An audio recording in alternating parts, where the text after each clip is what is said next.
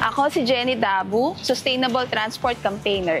Nagsimula ang EV Documentation Project ng 350 Pilipinas noong nakaraang taon upang i-explore ang transition efforts ng mga individual e-bike commuters, mga LEV distributors at mga charging station companies, kasama na rin ang mga local government units tungkol sa implementasyon ng EV adoption sa public transportation.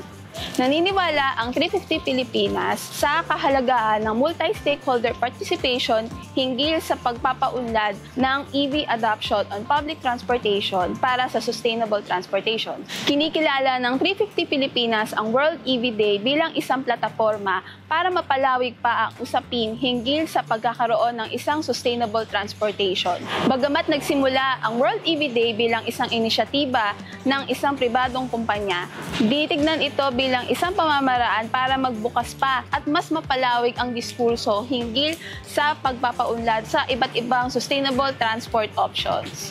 Kagaya ng individual na narratives ng mga kababaihan na sina Cherry bilang isang nanay na nagbabike to work commute at ni Sarah bilang isang food delivery service rider. Kabilang na din dito ang naratibo ng isang charging station manufacturing company at ng isang LEV distributor.